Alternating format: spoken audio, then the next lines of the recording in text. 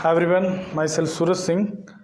आज मैं आप लोगों को क्लास 10th के कुछ और भी नए न्यूमेरिकल्स स्टार्ट करने जा रहा हूं। आई होप कि आप लोग इसको ध्यान से पढ़ेंगे। तो चलिए हम लोग स्टार्ट करते हैं। आज का हमारा पहला न्यूमेरिकल है जो कि यहाँ पे बोर्ड पे लिखा हुआ है, तो आप लोग ध्यान से देखिए। और radio set of 60 watt runs for 50 hours, how much electrical energy is consumed. तो मुझे क्या निकालना है, इलेक्ट्रिकल एनर्जी कितना कंज्यूम हो रहा है वो हमें फाइंड करना है। और फिर गिवन क्या है, गिवन है P is equal to 60 watt, मतलब हमको दिया है power 60 watt and run for 50 hours, तो हमको टाइम गिवन है 50 आवर्स। तो चलिए जो जो गिवन है पहले उसको लिख देते हैं। सॉल्यूशन में क्या क्या गिवन है हम उसको मेंशन करते हैं।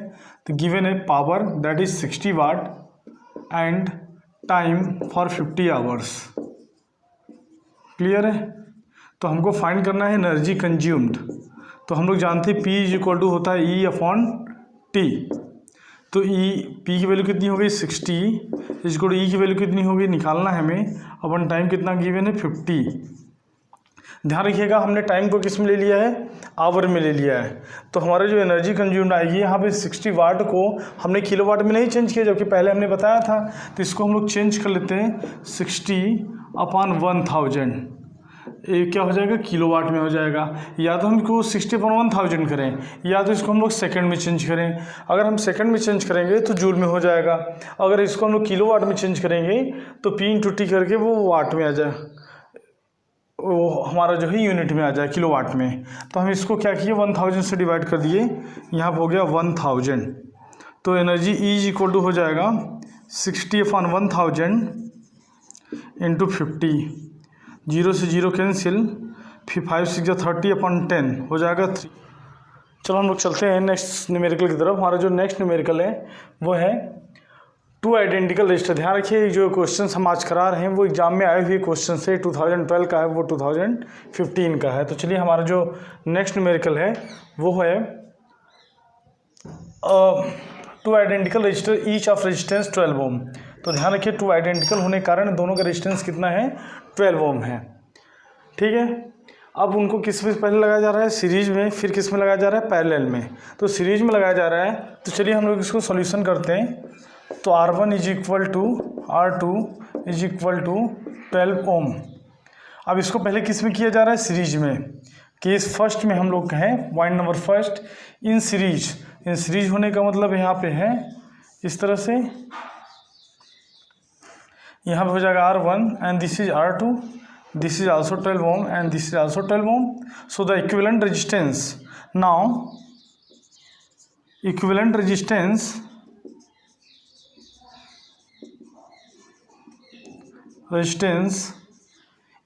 in case of series, in case of series combination, so R dash is equal to 12 ohm plus R1 plus R2. तो R1 plus R2, this implies that 12 plus R is equal to R dash is equal to 12 plus 12, that is 24 ohm। ध्यान रखिएगा ये हो गया हमारा series combination में। अब हम यहाँ पे लगे हाथ क्या निकालते हैं, calculate the ratio of power consume. तो हमको दोनों केसेस में यहाँ पे बैटरी जो लगाई गई है वो क्या लगाई गई है, 12 वोल्ट लगाई गई है, मतलब V इक्वल टू कितना लगाया गया 12 वोल्ट। तो हमारा पावर कंज्यूम निकालना है। तो पावर का फार्मूला यहाँ पे लिखाएंगे, पावर कंज्यूम्ड।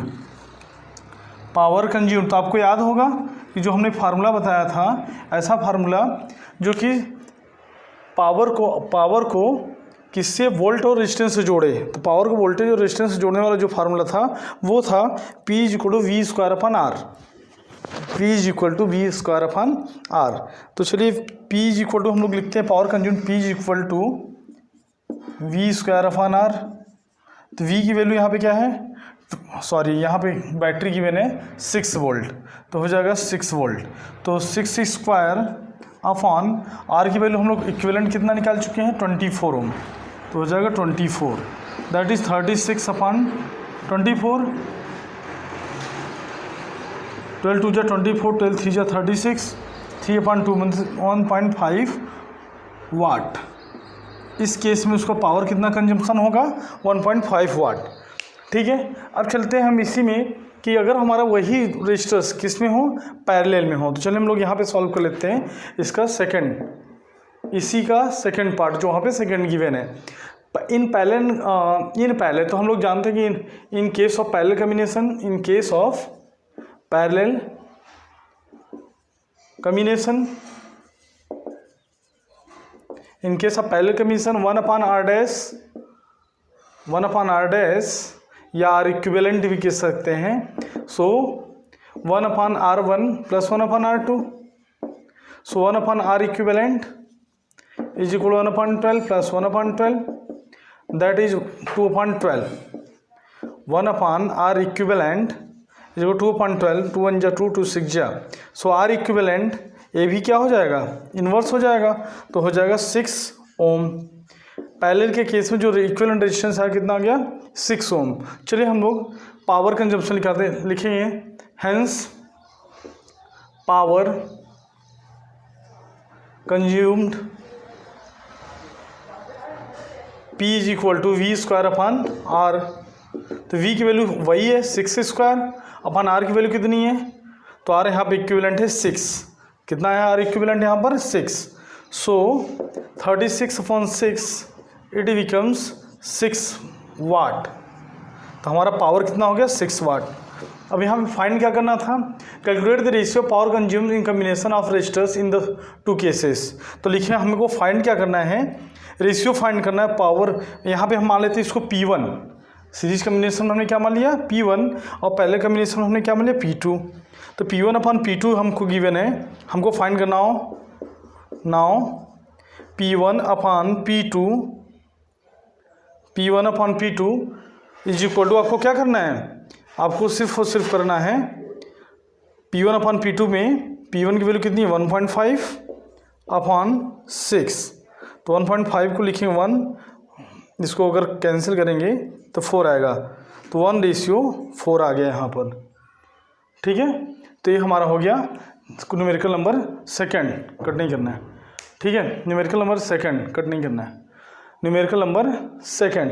तो इसको आप लोग नोट कर लीजिए आराम से, वीडियो को पॉज करके हम लोग चलते हैं न्यूमेरिकल सेकंड की तरफ। इसको इसके शॉर्ट ले लीजिए, फिर वीडियो को पॉज करके नोट कर लीजिए।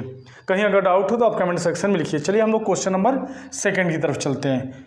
क्लियर है, हमने क्या निकाला, पहले सीरीज में रखा रेजिस्टेंस निकाला, फिर पहले में रखा रेजिस्टेंस निकाला, फिर P1 निकाला। P1 मीन्स सीरीज कम्बिनेशन में power consumed V square upon R, and फिर पहले कम्बिनेशन में power consumed V square upon R। केवल यहाँ पे डिफरेंस क्या था, रेजिस्टेंस R का। अब हम लोग जो है क्वेश्चन नंबर नेक्स्ट चलते हैं, जो कि 2015 में एग्जाम में आया हुआ है। तो चलिए देखते हैं।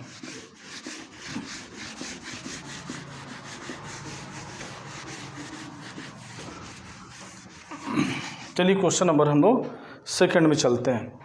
क्वेश्चन नंबर सेकंड हमारा क्या कर रहा है, question number second, when a 12 volt battery is connected across an unknown register. अब एक अननोन रजिस्टर है, बैटरी गिवन है, करंट गिवन है, मीन्स बैटरी का पोटेंशियल गिवन है और करंट गिवन है।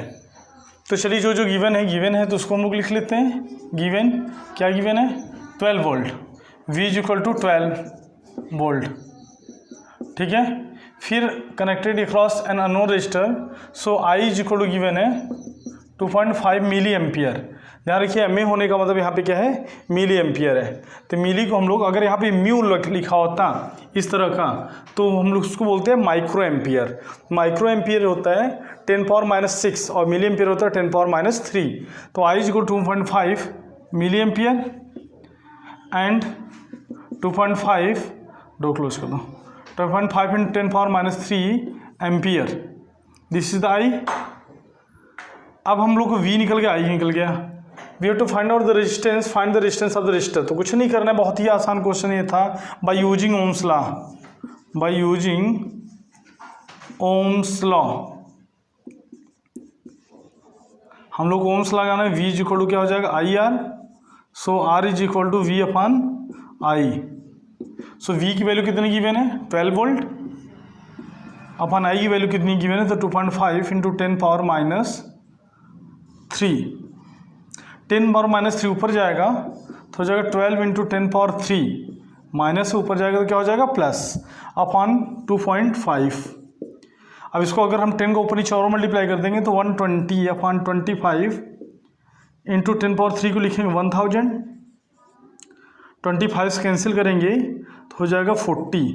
जब इसको सॉल्व किए तो हमारा आ गया resistance R is equal to 4800 ohm. इतना ओम का रेजिस्टेंस वहाँ पे लगा होगा, जिसके कारण से 12 वोल्ट की बैटरी में केवल 2.5 मिली एम्पियर का करंट फ्लो हो रहा है। ठीक है, तो आप लोग इस तरह से इसको नोट भी कर लीजिए, अगर कोई डाउट हो तो उसको पूछ सकते हैं कमेंट से। चलिए, आज का हमारा जो नेक्स्ट टॉपिक होने जा रहा है, आज हमारे तरफ से न्यूमेरिकल्स का हम लोग एंड कर लिए हैं। फिर आप लोग अगर कमेंट सेक्शन में न्यूमेरिकल कुछ पूछना चाहते हैं तो आप फिर आगे पूछ सकते हैं। तो चलिए, आज का हमारा जो थियोरेटिकल टॉपिक कुछ बताने जा रहे हैं, और जो भी बचा रहा होगा, हमने कहा था कि मोस्ट ऑफ हमने करंट इलेक्ट्रिसिटी से पढ़ना है। तो हमको एक यहाँ पे मन में क्वेश्चन में आया कि डायरेक्ट करंट क्या होता है और अल्टरनेटिंग करंट क्या होता है। ध्यान रखिए, डायरेक्ट करंट को हम लोग रिप्रेजेंट करते हैं डीसी से। This is DC and this is AC. ठीक है, एसी एयर कंडीशन वाली एसी नहीं है, या एसी जो है अल्टरनेटिंग करंट की एसी है, मतलब इसका नेम है अल्टरनेटिंग करंट, जबकि उसका जो एसी होता है वो एयर कंडीशनिंग होता है। ठीक है, तो कोई कंफ्यूजन नहीं है। अब हम लोग समझते हैं कि डायरेक्ट करंट क्या होता है। तो डायरेक्ट करंट क्या होता है, करंट को हम लोग दो तरीके से डिवाइड किए हुए हैं। एक हमारा जो तरीका है डायरेक्ट करंट, मतलब जिसका मैग्नीट्यूड जो है भले चेंज हो, कम या अधिक हो सकता है, 5 वोल्ट 3 वोल्ट, या धीरे धीरे क्या होता है मैग्नीट्यूड उसका कम होता जाता है। और हम किसी सोर्स से लगाते हैं, यहाँ पे हमने एक बैटरी लगाई या सेल लगाया, और उसके बाद फिर यहाँ पे हमने क्या लगाया, बैटरी लोड लगा दिया। तो जब लोड लगाया तो हमारा जो लोड है वो करंट को ड्रॉ करेगा, और जैसे जैसे हम इस तरह से सर्किट को बढ़ाते चले जाएंगे, यहाँ पर ऐसे इस तरह से यहाँ पे हमने एक दूसरा लोड लगा दिया, फिर एक दूसरा लोड लगा दिया, तो यहाँ पे देख रहे हैं कि मैग्नीट्यूड धीरे धीरे क्या होता है, कम होता जाएगा। यहाँ पे थोड़ा फिर कुछ और आगे बढ़े तो और कम हुआ, और आगे बढ़े तो और कम हुआ। तो यहाँ पे कह रहा है कि डायरेक्ट करंट क्या होता है, जिसमें electric current whose magnitude either constant, मतलब कांस्टेंट भी हो सकता है और वेरिएबल, या फिर बदल भी सकता है, जिसका मैग्नीट्यूड कांस्टेंट भी हो या बदल जाए। Flow in the conductor remains the same, मतलब उसका जो डायरेक्शन हो वो जिधर से, जैसे हमने बताया था कि पॉजिटिव से निकल रहा है। ध्यान रखिएगा, यहाँ डायरेक्शन कहने का मतलब वेक्टर नहीं हुआ, लेकिन एक जिस डायरेक्शन में चल रहा है वो उसी डायरेक्शन में चलता रहेगा। यहाँ से निकल आएगा, कुछ यहाँ से चला आएगा, कुछ यहाँ, मतलब उसका जो डायरेक्शन है वो चेंज ना हो, मतलब डायरेक्शन क्या रहे, हमेशा कांस्टेंट रहे। उसका मैग्नीट्यूड भले बदले या ना बदले, बट डायरेक्शन हमेशा क्या हो, फिक्स हो, कभी नहीं बदले, तो उसको हम लोग क्या बोलेंगे, डायरेक्ट करंट बोलेंगे। तो डायरेक्ट करंट का हमने एग्जाम्पल है कि जितने भी बैटरी या सेल्स हम लोग करंट लेते हैं वो सबके सब क्या होता है, डायरेक्ट करंट होता है। करंट, डायरेक्ट करंट की प्रॉपर्टीज कुछ और ये भी होते हैं। पहला क्या होता है कि एक सिंगल डायरेक्शन चलता है, इसका डायरेक्शन क्या होता है, सिंगल डायरेक्शन होता है। आप ऐसे समझ लीजिए कि सिंगल डायरेक्शन में चलता है। फिर दूसरा इसमें क्या होता है, इसमें शॉक नहीं लगता। अगर हम डायरेक्ट करंट लिए हैं तो इसमें शॉक नहीं होता। 12 वोल्ट 10 20 वोल्ट 30 वोल्ट का अगर हमने बैटरी यूज किया हुआ है तो उसमें कोई शॉक नहीं होता लगता जो है। ठीक है, इससे हीटिंग इफेक्ट भी उसके नजर में कम होगा। ढेर सारी चीज़ें यहाँ पे देखने को मिलेंगी। अब देखिए, डायरेक्ट करंट हमने सोर्स भी बताया कि कहाँ से मिलेगा, तो इसका जो सोर्स होता है वो बैटरी होता है। ठीक है, अभी हम लोग देखेंगे कि जनरेटर भी दो टाइप के बनाए जा सकते हैं, एक अल्टरनेटिंग करंट का जनरेटर और एक DC generator, AC generator and DC generator. जो अल्टरनेटिंग करंट को देगा वो अल्टरनेटिंग एसी जनरेटर कहलाएगा, और जो डीसी करंट प्रोड्यूस करेगा वो डीसी जनरेटर कहलाएगा। हम आगे के चैप्टर में उसको पढ़ेंगे। ठीक है, अब देखिए, देखा, अब हम लोग जो है टॉपिक पढ़ने जा रहे हैं वो एसी और डीसी में डिफरेंस। थोड़ा सा हम एसी और डीसी में डिफरेंस जान लेते हैं, difference between AC and DC.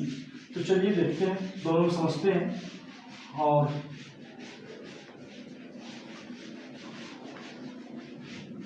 Difference between AC and DC, तो हमने यहाँ पे लिख दिया डीसी और यहाँ लिख दिया हमने एसी। तो इसका जो है मैग्नीट्यूड क्या होता है, बदल सकता है, मैग्नीट्यूड कैन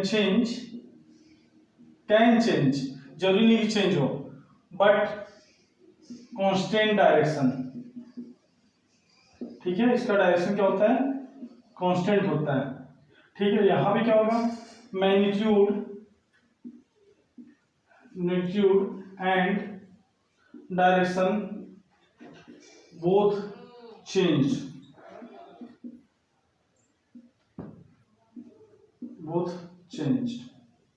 दोनों बदलते हैं। ठीक है, सेकंड में हम लोग चलते हैं।